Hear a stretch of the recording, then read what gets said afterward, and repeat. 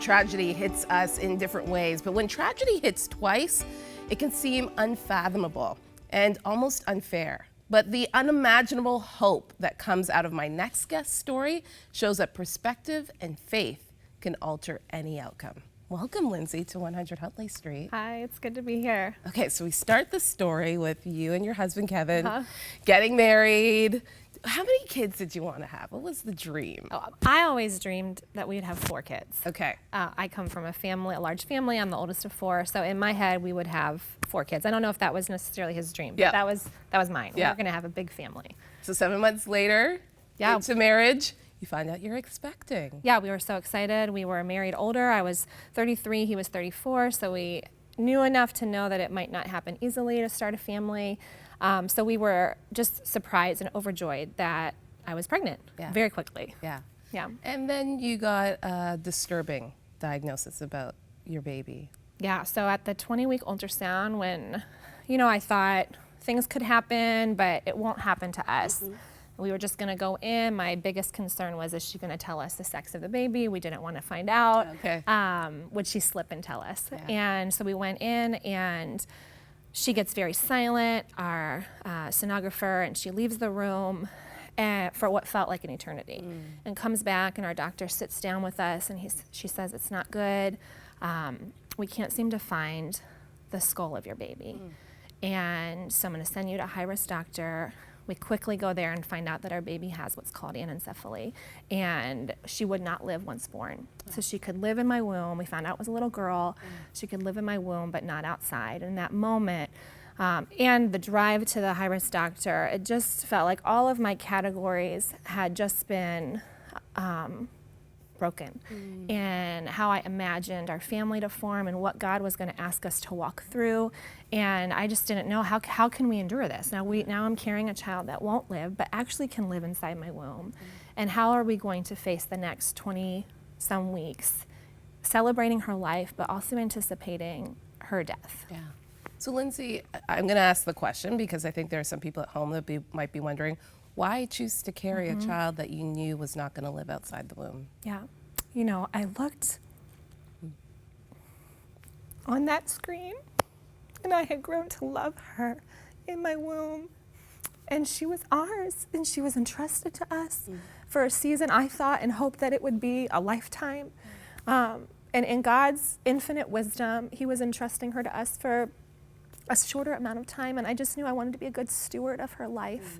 And I wanted to care for her and love her and value her life for every moment that God would give her life, that it wasn't ours to take, and that I would let God write her story and trust him when everything ahead of me seemed like sorrow and pain, that he could infuse hope and joy in unexpected ways. And so I was holding on to that, even though I didn't feel like that in the moment, trusting that he was going to do something that I couldn't see, because all I saw was darkness and sadness. And slowly, God did begin to infuse his hope and his joy. There was prayer for healing, hoping that God would heal your little girl. You found out it's a little girl in the womb. Tell me about that cry out to God, saying, just God, would you heal our little baby? Yeah, I never had experienced a situation where my need to see him as the healer was so pronounced and profound, and I never had to wrestle with what does it mean that God is our healer. And so that was a big piece for me of, God, do I trust that you can heal? And will I pray for that? But also, do I trust that your healing can come in ways that I can't see?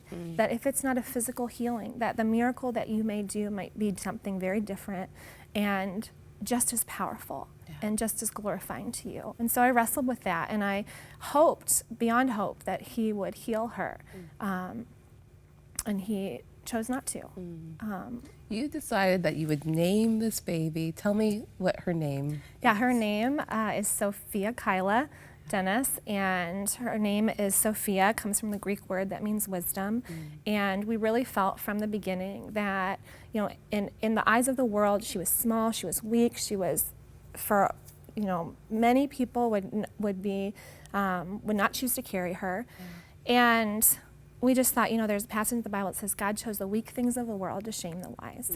And that God in his infinite wisdom, his wisdom was different than man's wisdom. And that her life, our prayer was that her life would reflect the wisdom of God and not the wisdom of man. And So Sophia was born on September 1st, Yes. 2013. And what I love about your story, Lindsey, is you were surrounded by community from beginning to end. Sophia only lived for 10 hours. Yeah. And what were those 10 hours like? you know, those 10 hours were filled with tears, but there was actually so much celebration in that hospital room. We had packed the hospital room. The nurses and the doctors were behind us, were celebrating with us. We had a friend bring in a birthday cake so we could sing happy birthday to her. There was more people in the hospital room than probably were even allowed.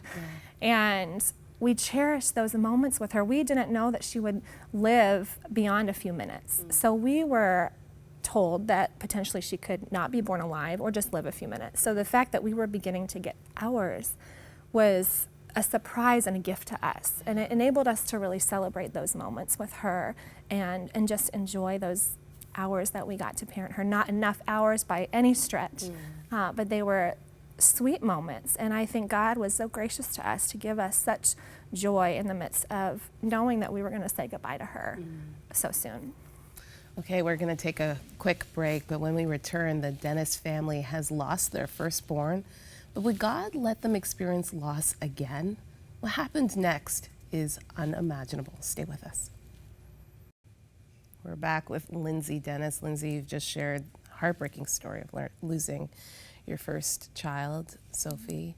A couple months later, you find out, after you've lost Sophie, you find out that you're pregnant again. And what's the reaction with you and Kevin? Yeah, so 6 months after we lost Sophie, we just decided to try again. And we were able to get pregnant quickly. And so we were filled with hope and excitement, but also cautious. We felt as if the loss of innocence, there was a loss of innocence in pregnancy. We knew all of the things that one could face and how we could lose a child, and we had lost a child. And so there was this hope that we would get to bring this baby home, but there was also this knowing that there were no guarantees. And so we were anxious for when we would go into the doctor and find out, does this baby have a similar condition, something different? We had no reason to believe that this could happen twice. Our doctors had gone through lots of medical risks, and there was no reason to believe that we would walk through this again. So you go visit your high-risk doctor 12 weeks in. Yeah. And you find out some heartbreaking news. Yeah, so our doctor comes in. Again, our sonographer is gone for a long time. She has printed off a photo. We're trying to look. Can we see the brain and skull? It looks different. Our doctor comes in and says that it is not anencephaly. It's what's called a crania, and our child's brain had formed, but their skull had not, and it would play out the same way. And in that space where we sense God's peace in a lot of profound ways on our journey with Sophie, it felt as if God was absent. I wondered, how could you, one, allow us to walk through this one time, but much less the same thing twice? I knew now what it was like to lose a child. So now looking ahead, I'm going to have to do this again. And I did not know how he would sustain us the second time. Is there anger? Yes. And what is the conversation with God like in that anger? You know, with the loss of our first daughter, I did not really question God's goodness. I hadn't been brought to that point. I knew he was good. I trusted his goodness. But when we walked through this with Dasa, I think it just ripped at the categories of how I thought he worked.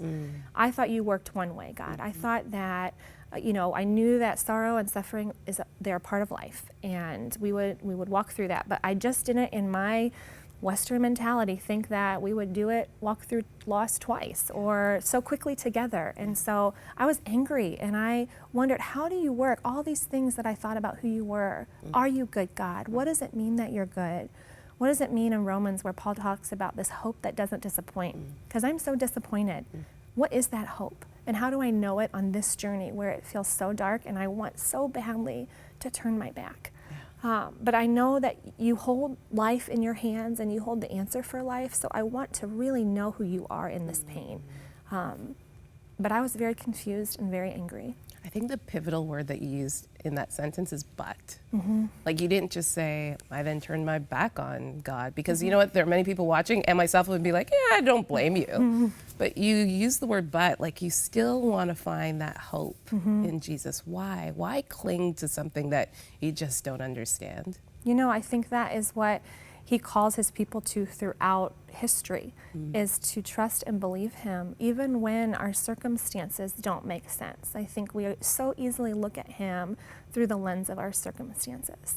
And they are so finite and so small in comparison to this vast and holy God. And I knew enough to know, God, you are bigger than what I can see.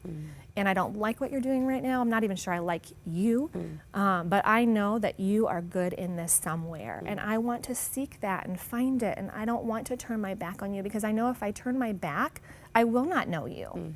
If I stay towards you, if my posture, even if all of the things I bring to the table are pain and lament and sorrow, I know that you will meet me in that somehow, some way, sometime. And so I just asked him to help me stay with the posture towards him.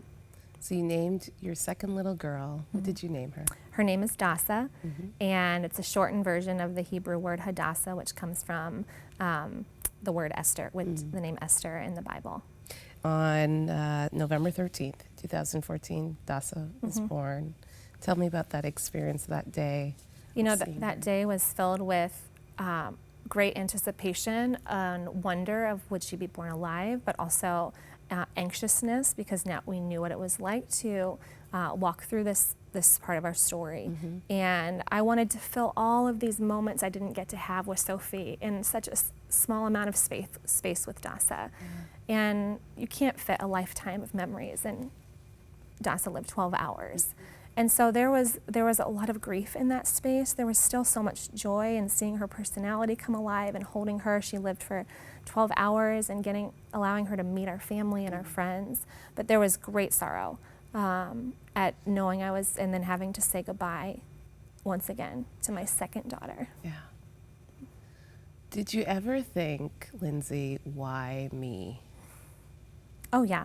I mean, I'd look around and see friends who had healthy babies. You're in a hospital room where there are probably many women giving birth to children that are going to survive and live a long life. Yeah, I question that a lot, and I wonder why this is the story God chose for us. And I still wonder that. And I long for these precious little girls to be in my arms today. And yet I see that, again, there is a bigger story that God is writing, and I miss them so much. And I would choose a different story if I was the one in charge of my story. But if I chose a different story, I wouldn't have the story God gave me with my girls. So there would be loss in that too. And it's a strange way to think of it. But their life has drawn me closer to Jesus. Their life has radiated the value of life. Their life has been gifts to us, even the shortness of them. And so I don't know if I'll have that question come heaven, but I look forward to the day when it all makes sense. It doesn't all make sense to me now, and I've had to learn to live in the ambiguity of that there are things that just don't make sense. And one day God will make sense of it all. There is also joy in this story. God chose you to be Jaden's mom. You adopted a little boy, you and Kevin, as well as you were able to have a biological child. Briella is her name. What is life like today, being the mom of 4? Yes. So I have at home now, I have a 3-year-old and a 1-year-old, and life is full. And they know the names of their big sisters, and they talk about them, and I pray that God would use them to their sisters to shape their hearts for him. But the days are full and long. And but our living children bring us so much joy. And I'm so grateful for the gift of their life and how God has formed our family. It's not the way I thought it would be. But he has been in every detail of our family story, the ones that I see, the ones I can't see, and the ones to come. He's been good. Yeah, he's been good and faithful, and I really believe that he is for us. Thank you, Lindsey. All right, the name of the book again is Buried Dreams, From Devastating Loss to Unimaginable Hope. I want to encourage you watching, maybe you've gone through a hard time in your life. Maybe you're going through a hard time right now. Maybe you are questioning God, asking, why God, why me? Just similar to Lindsey's story. I want to encourage you to call our prayer lines. The number's at the bottom of the screen. Amazing prayer partners that would love to encourage you, remind you that you're loved, remind you that God is there, that he hears you and that he is still good. Even in whatever circumstance you're going through right now, no matter what you're feeling right now, there is one thing that is true, no matter what, he is for you, not against you. Stay with us. We'll be right back. If you were impacted by the story shared today, hit our subscribe button and stay up to date with all of our life-changing stories right here on 100 Huntley Street's YouTube channel.